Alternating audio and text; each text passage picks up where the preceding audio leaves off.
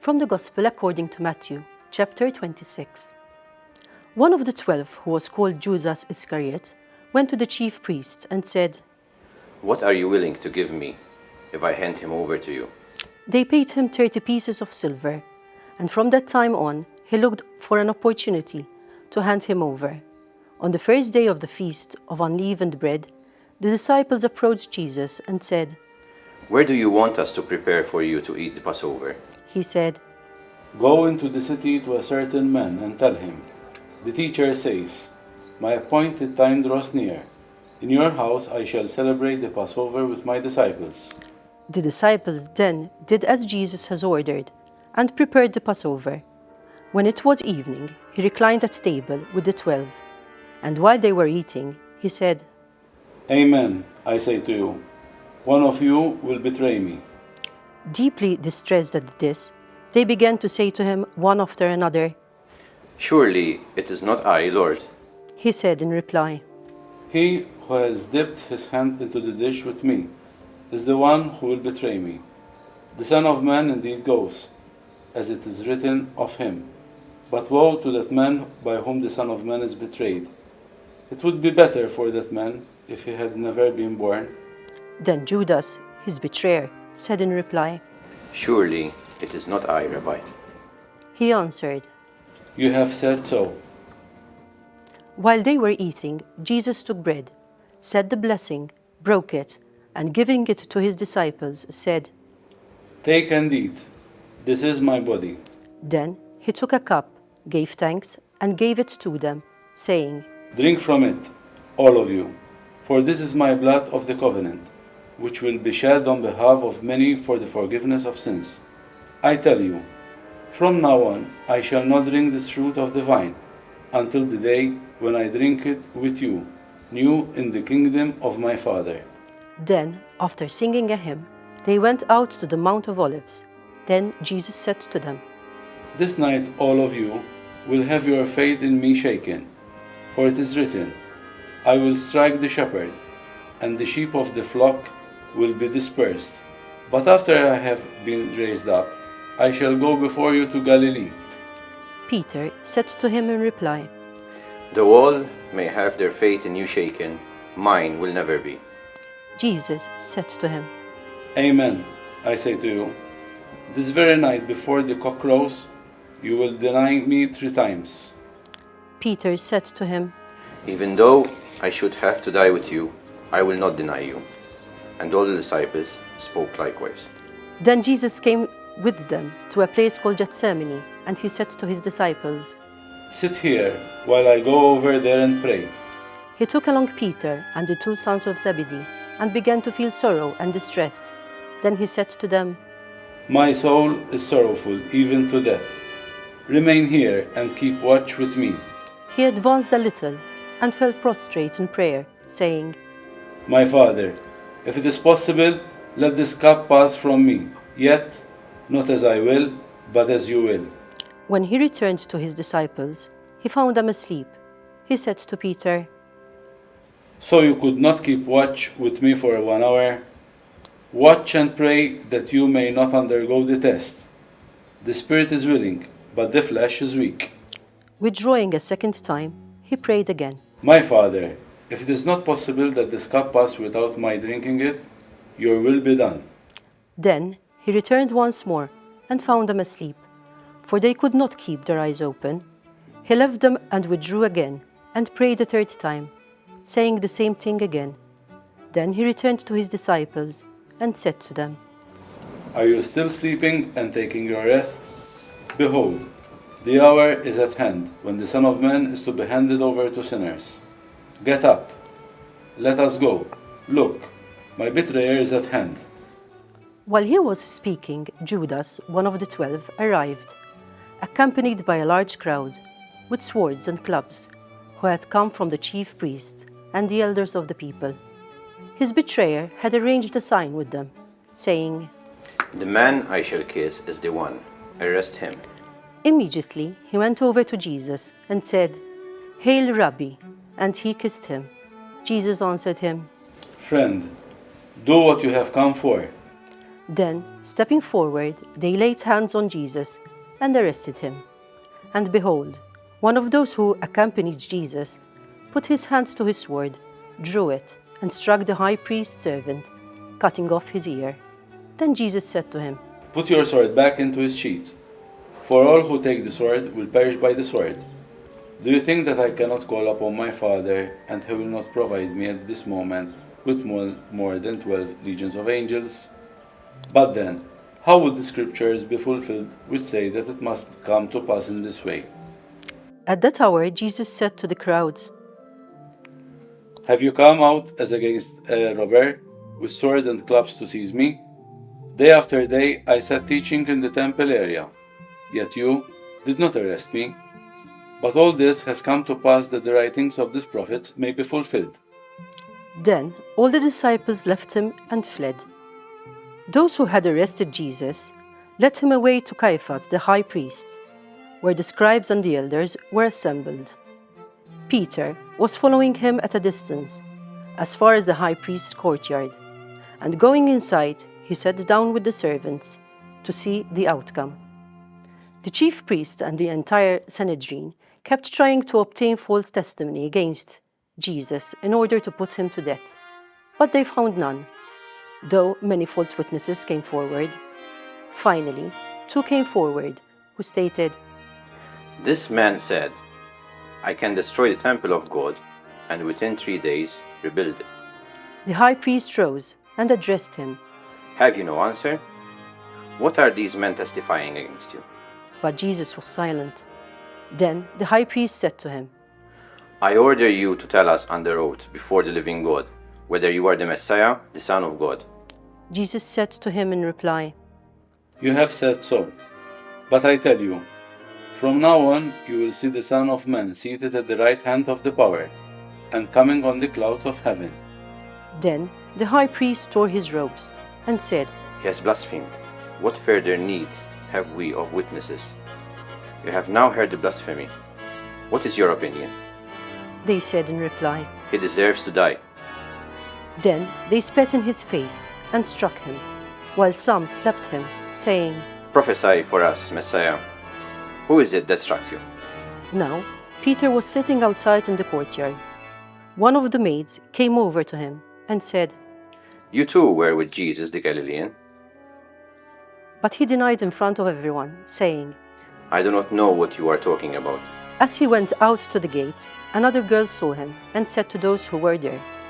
This man was Jesus the Nazarene. Again he denied it with an oath. I do not know the man.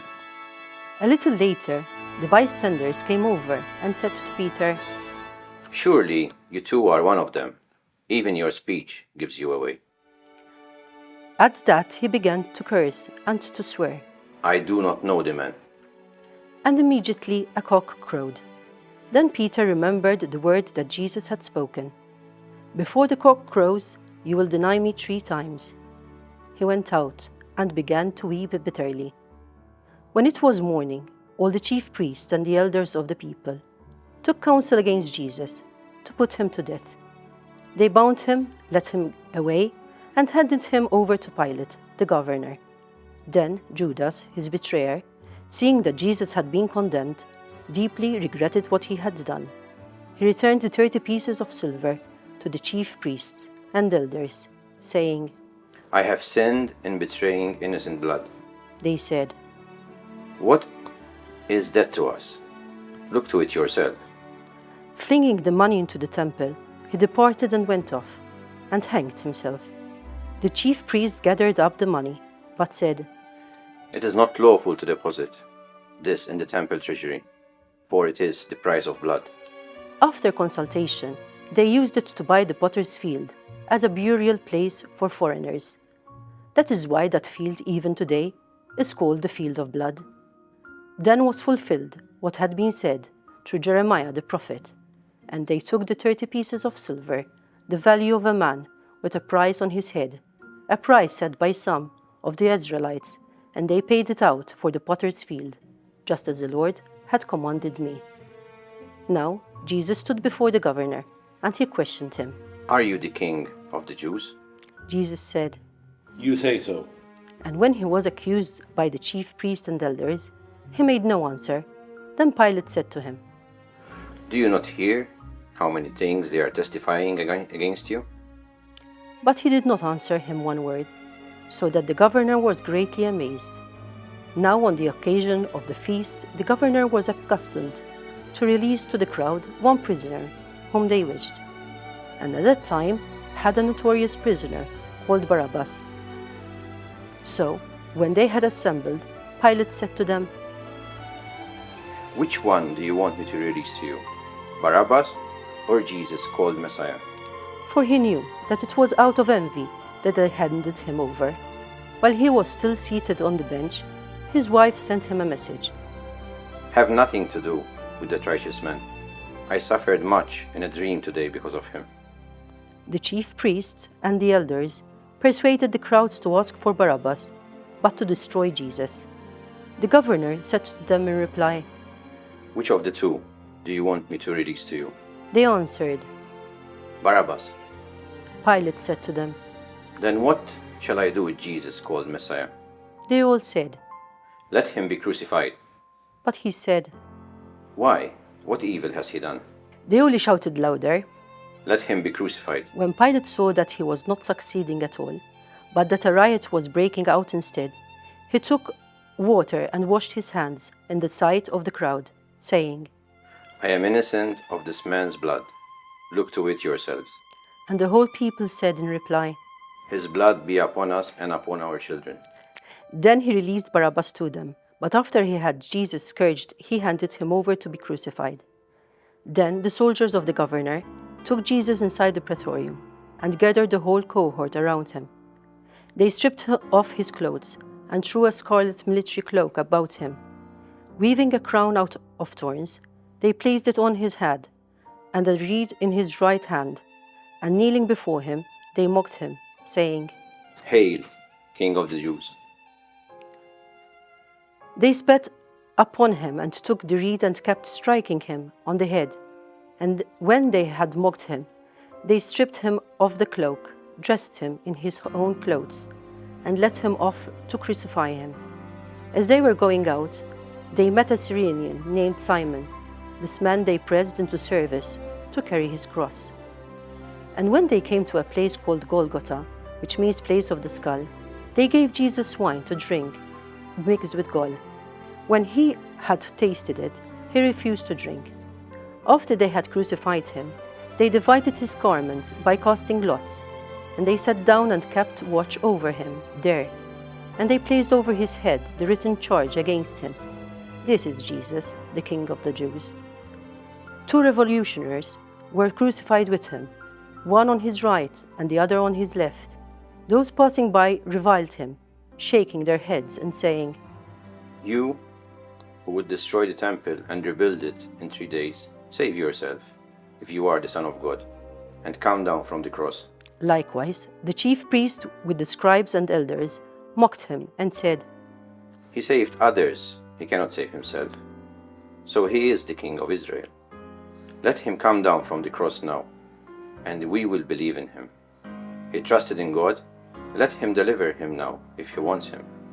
For he said, I am the Son of God. The revolutionaries who were crucified with him also kept abusing him in the same way.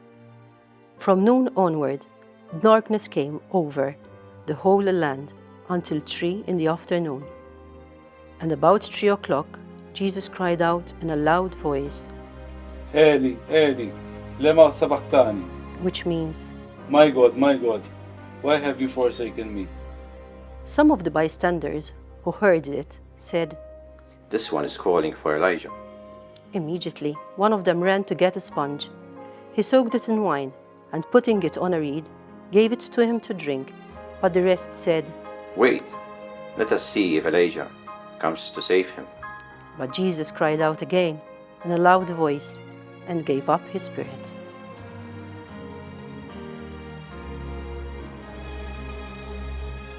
And behold, the veil of the sanctuary was torn in two from top to bottom. The earth quaked, rocks were split, tombs were opened, and the bodies of many saints who had fallen asleep were raised. And coming forth from their tombs, after his resurrection, they entered the holy city and appeared to many. The centurion and the man with him, who were keeping watch over Jesus, feared greatly when they saw the earthquake and all that was happening, and they said, Truly, this was the Son of God. There were many women there looking on from a distance who had followed Jesus from Galilee, ministering to him. Among them were Mary Magdalene and Mary, the mother of James and Joseph, and the mother of the sons of Zebedee. When it was evening, there came a rich man from Arimathea, named Joseph, who was himself a disciple of Jesus. He went to Pilate and asked for the body of Jesus. Then Pilate ordered it to be handed over. Taking the body, Joseph wrapped it in clean linen and laid it in his new tomb that he had hewn in the rock. Then he rolled a huge stone across the entrance to the tomb and departed. But Mary Magdalene and the other Mary remained sitting there, facing the tomb. The next day, the one following the day of preparation, the chief priests and the Pharisees gathered before Pilate and said, Sir, we remember that this impostor, while still alive, said, After 3 days I will be raised up.